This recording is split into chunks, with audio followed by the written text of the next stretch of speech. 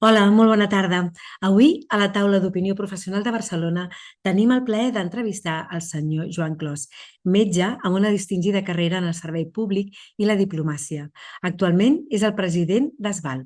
Va ser subsecretari general de l'ONU i director executiu d'ONU Habitat, el programa de Nacions Unides responsable de la promoció de les ciutats sostenibles, resilients i pròsperes. Durant el seu mandat, es va liderar l'elaboració de la nova agenda urbana i va ser nomenat secretari general de la conferència Hàbitat 3. Joan Clos va ser escollit 2 vegades alcalde de Barcelona i en aquella etapa va rebre diversos premis, entre ells la medalla d'or del Royal Institute of British Architects per la transformació de Barcelona i el Premi d'Honor d'ONU Habitat per la promoció de la cooperació global entre les autoritats locals i les Nacions Unides. A nivell internacional, el 1998, Clos va ser triat president de Metròpolis, la xarxa internacional de ciutats, i entre el 2000 i el 2007 va actuar com a president del Comitè Assessor de les Nacions Unides per a autoritats locals i fins al 2003 va ser membre del Consell de Municipis i Regions d'Europa. Abans d'unir-se a les Nacions Unides, Clos va ser ministre d'Indústria, Turisme i Comerç d'Espanya i entre el 2006 i el 2008 ambaixador d'Espanya a Turquia i Azerbaidjan. Encantats d'estar amb ell. Bé, jo crec que sóc una persona que intento estar actiu, de fer coses, a pesar de que ja estic jubilat, però m'interessa la política, m'interessa la ciutat, m'interessa Barcelona, m'interessa també, en fi, tot el que sigui pensar i meditar sobre el futur de la nostra societat i com millorar les condicions de vida i de prosperitat de les persones.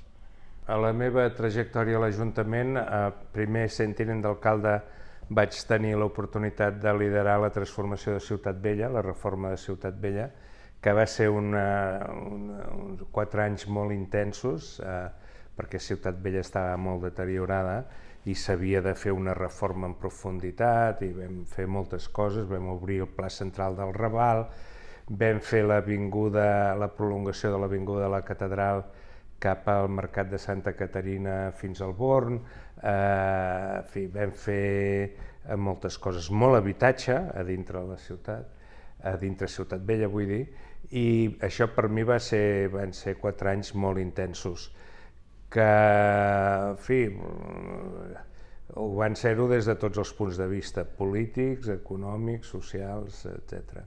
Després ja com a alcalde van haver-hi moltes coses interessants, l'apertura de la Diagonal l'any 2000, el Fòrum de les Cultures el 2004, el 22 arroba el 2008, tot això són transformacions, diguem, de gra gruixut en la ciutat, no? I vaig tenir l'oportunitat de veure com evolucionaven aquests projectes i es concretaven amb intervencions i en canvis a la nostra ciutat. Bueno, això va ser una experiència molt bona perquè em va permetre recuperar la meva vocació urbana, de considerar, analitzar, estudiar, reflexionar sobre els fets urbans, sobre la ciutat, i fer-ho de més amb un peu posat a Àfrica, perquè la seu de la UN Habitat està a Nairobi, però també a dins de Nacions Unides, és a dir, jo cada mes tenia una setmana a Nova York, una setmana i mitja a Nairobi i el reste del temps viatjant per tot el món, per anar visitant i per anar veient, atenent les demandes dels països, etc. Va ser molt important i em va portar a sistematitzar una miqueta les meves reflexions urbanes, que després jo crec que les vàrem poder conduir cap als objectius del desenvolupament sostenible i cap a la nova agenda urbana, que és el resultat d'Hàbitat 3, la gran conferència d'urbanisme que vàrem tenir a Quito l'any 2015. Sí, tot l'habitatge, que se'n va fer molt, se n'ha fet molt, de l'habitatge, diguem, protegit. Jo defineixo l'habitatge protegit com l'habitatge del règim de l'UVPO, la Vivenda de Protecció Oficial, té dos règims. Un és el règim general i l'altre és el règim especial. Un és per les famílies que estan entre 3,5 vegades o 5 vegades el salari mínim i un altre és per les famílies que estan per sota de 2,5 vegades el salari mínim. Llavors, teòricament, o no teòricament, no, a la pràctica, tot l'habitatge protegit, és a dir, la UVPO de règim general, es feia en col·laboració pública-privada. És a dir, l'Estat donava subvencions als promotors, donava també ajudes fiscals per als ocupants perquè poguessin tenir una hipoteca i poguessin fer front al cost de la hipoteca. És a dir, hi havia bastantes ajudes, però aquest era, com he dit, per tenir dret a accedir en aquest habitatge tenies que tenir un mínim de 3,5 vegades l'IPREM, el salari mínim professional. Hasta 5 vegades, i a Catalunya es va ampliar fins a 6 vegades. Per tant, és clarament un habitatge per la classe mitjana. Aquesta no ha tingut cap problema fins ara, fins al 2008, vull dir, de finançament públic-privat, perquè el sector privat cobria les despeses amb les ajudes i fins i tot feia una mica de benefici.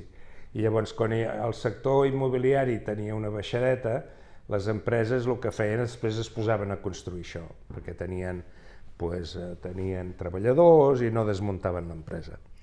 L'habitatge social, el que és per la menys de 2,5 vegades, aquest als promotors no els interessa perquè hi ha molt de dubte sobre si els inquilins, els que viuen, pagaran el lloguer i per tant això sempre ho han intentat deixar-ho al sector públic. Això és el règim general de l'UVPO i jo en dic d'això habitatge social i el problema que hi ha hagut és que des del 2008, fins al 2008 se'n feia una mica a voluntat del que decidia cada ajuntament, però no gaire, però ja des del 2008 no se n'ha fet més. I el problema que tenim ara és que les famílies que estan per sota de 2,5 vegades el salari mínim en aquests moments no tenen oferta d'habitatge de cap mena. I llavors comencen a sortir infrahabitatge, viure en habitacions, anar a viure a casa d'un familiar. L'altre dia van sortir a la televisió uns imatges a Mallorca de treballadors de temporada que vivien amb roulots. És a dir, comencen a aparèixer formes modernes que si no vigilem es convertiran en neobarraquisme. Això és greu. Bé, però, per exemple, aquest tema s'ha de replantejar de dalt a baix. I és una cosa que és complicada perquè, com he explicat, el sistema anterior ja no funcionarà. A pesar que molta gent se sent molt confortable i ha tingut bones experiències amb el sistema de l'habitatge assequible, la UVPO de règim general, aquest sistema s'ha acabat, perquè el nivell de subvenció s'ha d'augmentar, perquè els costos de construcció han augmentat, i llavors ja no és políticament acceptable que això es vengui per sota preu en els inquilins. És a dir, que s'ha de trobar un sistema per ajudar a les famílies a pagar els lloguers, com se fa a quasi totes les socialdemocràcies europees. Això no s'ha d'inventar res nou, perquè això està inventat a Holanda, Alemanya, Àustria. És a dir, no cal fer a Suècia, no cal fer cap invent. Això ho vull l'únic és que s'ha de copiar bé els sistemes que funcionen en aquests països i, clar, el problema és que s'hi ha de posar diner públic. És a dir, i això no està previst en els escenaris econòmics dels marcs pressupostaris dels governs públics en els propers anys. I jo pensava que el govern d'esquerres que ha governat aquest país en els darrers anys era el que li tenia major oportunitat de resoldre i encarar aquest tema, però no ha encertat a fer-ho i ara veurem, perquè no sabem quin serà el resultat de les properes eleccions, però bueno, en fi, no serà fàcil fer un pacte nacional que a més s'ha de fer entre la dreta i l'esquerra, perquè és que si no es fa entre la dreta i l'esquerra,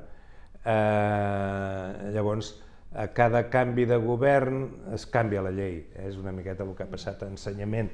I això no va bé per l'habitatge, perquè l'habitatge és una inversió que dura 15, 20, 30 anys de maduració. Per tant, ningú seriós està disposat a invertir en habitatge si no té clar l'estabilitat regulatòria. Bueno, això els països que ho han fet, com Àustria o Alemanya o Holanda o Suècia, posant l'habitatge de veritat com a quart pilar de l'estat del benestar. Vol dir dedicant-hi, en el cas d'Espanya, no podrà ser menys de 20 o 30.000 milions d'euros a l'any. Ara n'hi destinem 1.000, 2.000, ja es veu que estem bastant lluny d'això. Però és que no hi ha solució, perquè, a més, conforme anem creixent, el model de creixement occidental en aquests moments incrementa les desigualtats, per tant vol dir que haurem de tenir maneres d'ajudar a les famílies que no puguin pagar els preus del mercat. I després hi ha una altra segona cosa que és molt evident i que la gent tampoc entén, perquè és contraintuïtiva, on es necessita l'habitatge protegit i social és a les ciutats cares. A les ciutats barates l'habitatge ja és barat.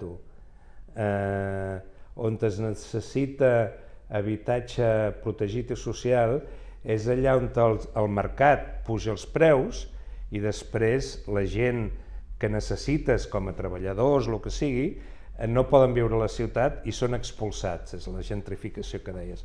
Per tant, la política d'habitatge social, si es fa bé, s'ha de fer en els llocs cars, no en els llocs barats. I això és molt complex, la gent tendeix a creure que això és inviable perquè és massa car. No és veritat, es pot fer, a través de regulacions urbanístiques es pot fer, es pot incrementar la densitat, es poden fer moltes coses, molts països ho han fet, el que passa és que s'ha de voler fer. I aquí és on, perquè és complicat, pensa que, esclar, si ara penses a Barcelona on te farem habitatge social, quasi ningú se li acut on es pot fer habitatge social, no?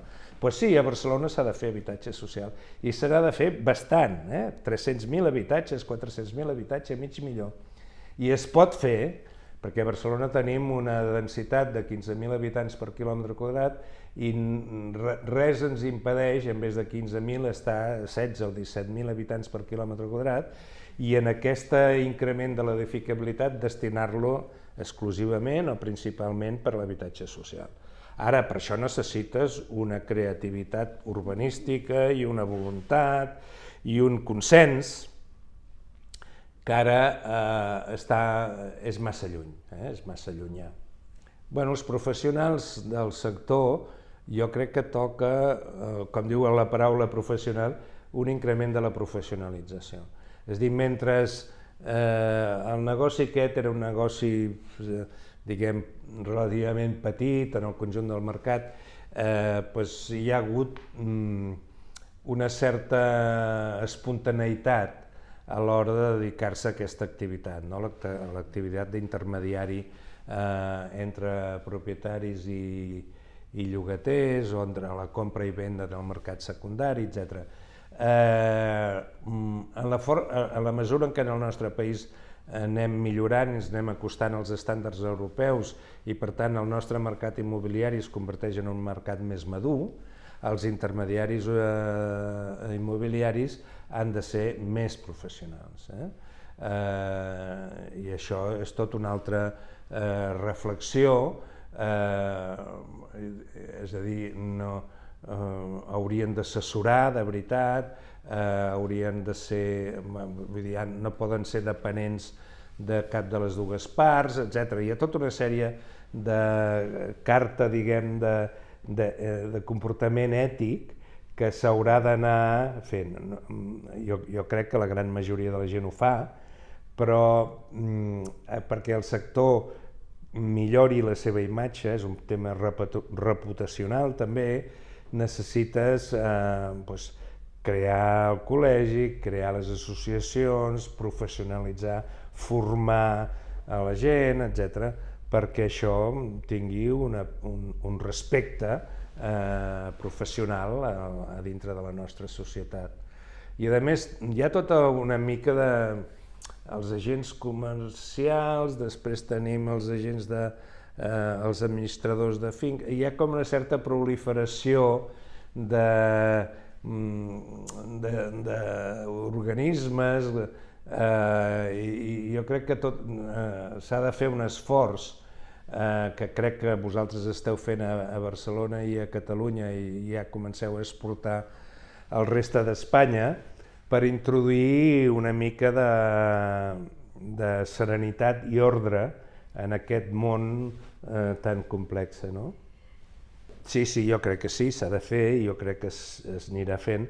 El problema que de tots modos tenim en aquests moments enfront de l'habitatge és que tenim una crisi aguda i jo crec que la gent no creurà res fins que els problemes més urgents no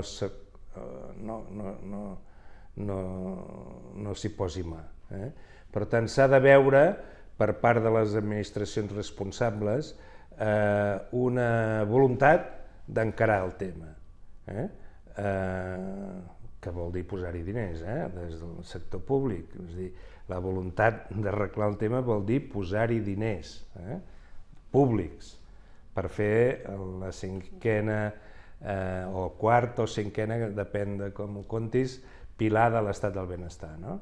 Per tant, quan això es comenci a fer, jo crec que llavors estarem en millors condicions d'incidir d'una forma contundent amb el tema de la professionalització i tal.